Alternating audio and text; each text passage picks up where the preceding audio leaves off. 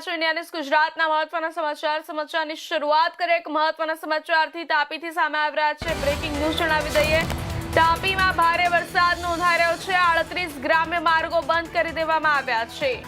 ડોલવણમાં સૌથી વધુ 9.4 ઇંચ વરસાદ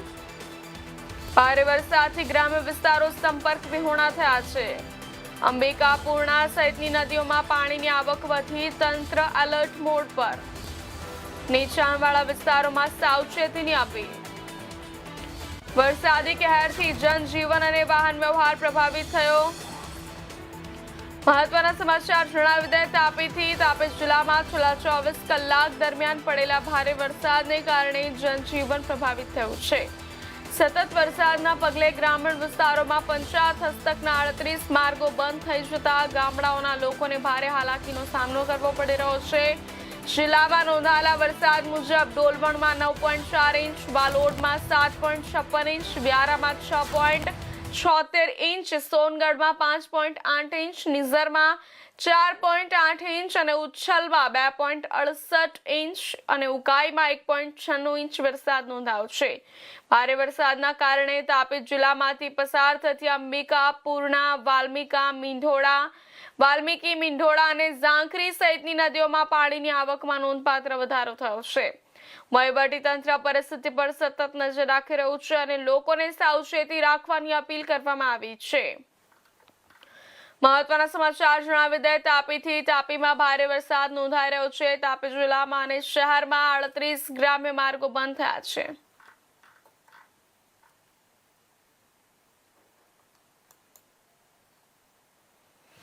આ સમાચાર પર વધુ વિગતવાર માહિતી આપવા માટે આપણી સાથે તાપીથી સંવાદદાતા જોડાઈ ચૂક્યા છે અક્ષય બધાને અક્ષય તાપીમાં હાલ વરસાદની સ્થિતિ કેવી છે અને સૌથી વધુ અસર કયા વિસ્તારોમાં થઈ છે વિસ્તારથી જણાવજો તાપી જિલ્લામાં સૌથી વધુ વરસાદની વાત કરીએ તો ડોલવણ તાલુકો પ્રભાવિત થયો છે છેલ્લા 24 કલાકથી મેઘરાજા યથાવત છે જેના કારણે ગ્રામીણ વિસ્તારના 38 જેટલા માર્ગો બંધ થયા છે જેના કારણે ગ્રામીણ વિસ્તારના લોકોની મુશ્કેલીમાં વધારો થયો છે જે ગ્રામીણ વિસ્તારના લોકો છે તેમનો શહેર સાથેનો સીધો સંપર્ક તૂટ્યો છે જેના કારણે લોકોની અવરજવર અટકી પડી છે જો વાત કરવામાં આવે તો તાપી જિલ્લામાં છેલ્લા 24 કલાકમાં પડેલા વરસાદના કારણે સોંગર વ્યારા ડોલવાણ સહિતના વિસ્તારો પ્રભાવિત થયા છે જેના કારણે જનજીવન પણ ખોરવાયું છે ભારે વરસાદના પગલે ગઈકાલે કલેક્ટર દ્વારા સૂચના અને જાહેરાત કરવામાં આવી જેના કારણે વ્યારા ડોલવાણ અને વાલોડ પથકમાં હાલ શાળાઓમાં ગઈકાલ રાત્રિ સૂચના ફરમાવવામાં આવી હતી અને આજરોજ તમામ શાળાઓમાં રજા જાહેર કરવામાં આવી છે સૌથી વધુ વરસાદ ડોલવણ તાલુકામાં 9 ઇંચથી વધુ ખાબક્યો છે ત્યારે વ્યારા તાલુકામાં 6.76 ઇંચથી વધુ વરસાદ ખાબક્યો છે ત્યારે વાલોડ તાલુકામાં 7.56 સોંગઢમાં 5 ઇંચ નિઝરમાં 4 ઇંચ જેવા આ વરસાદી આંકડા નોંધાયા છે જેના કારણે જનજીવન ભારે અસર થયું છે જો વાત કરવામાં આવે તો તાપી જિલ્લામાંથી વહેતી જે તમામ લોકમાતા તરીકે જાણીતી નદીઓ છે જેમાં વાલ્મીકી મીંઢોળા ઝાંખરી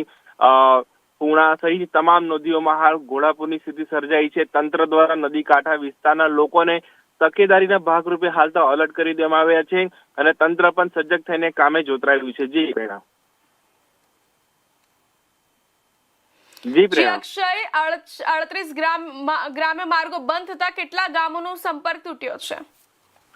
જી 38 જેટલા ગામો એટલે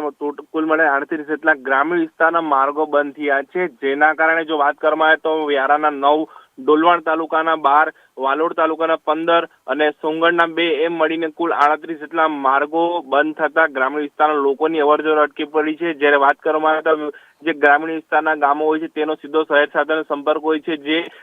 માર્ગ પર આવેલા ગરનાળા તળાવો નદીઓ માં જે વહેતું પાણી હોય છે તે પાણીઓ તમામ માર્ગ પર આવેલા જે લો લેવલ કોઝવે છે એના પર ફરી વળવાના કારણે લોકોની અવરજવર અટકી પડી છે તંત્ર દ્વારા માર્ગ અને મકાન પંચાયત દ્વારા જે માર્ગો જે કોઝવે પાણીમાં ગરકાવ થયા તે માર્ગને સીલ કરવામાં આવે છે જેના કારણે લોકોની અવરજવર અટકી પડી છે તંત્ર અપીલ પણ કરી રહી છે કે જોખમી રીતે કોઈ પ્રસાર ના થાય અને તંત્ર પણ આ બાબતે સજ્જડ છે જી પ્રેરણા અક્ષય અંબિકા પૂર્ણા સહિતની નદીઓમાં પાણીની હાલની સ્થિતિ શું છે અને પૂરનો કોઈ ખતરો છે ખરી જે હાલની સ્થિતિ જોવા જઈએ તો ઉપરવાસમાં આવેલા ડાંગ જિલ્લા અને ઉપરવાસમાં જંગલ વિસ્તારમાં વરસેલ ભારે વરસાદના કારણે તમામ નદીઓ હાલ ઉફાન પર છે તમામ નદીઓમાં ઘોડાપૂરની સ્થિતિ સર્જાઈ છે તમામ નદીઓમાં હાલ પરિસ્થિતિ પૂર જેવી સ્થિતિ સર્જાઈ છે, જેના કારણે જો વાત કરીએ તો અંબિકાપુરામાં હાલ પાણીનું પ્રમાણ પણ વધુ છે, જળસ્તર વધી રહ્યું છે, જેના કારણે નવસારી વાસીઓની ચિંતામાં પણ સ્વાભાવિક રીતે વધારો થઈ શકે છે. હાલ તંત્ર સજગ છે. જો વાત કરવામાં આવે તો લોકલ જે નદીઓ છે, જેમાં ઝાંખરી, મીંડોળા સહિત તમામ નદીઓ હાલ બે કાંઠે વહી રહી છે. જો વરસાદ હાલમાં છેલ્લા 1-2 કલાકથી વરસાદ રોકાયો છે, પરંતુ ઉપરવાસમાં વરસાદ યથાવત રહેવાના કારણે હાલ નદીઓમાં નવા નીરની આવક સતત થઈ રહી છે. જી પ્રેરણા. જી ધન્યવાદ અક્ષય માહિતી બદલ. સમાચારમાં આગળ વાત કરીએ સુરતથી, તો સુરત શહેરમાં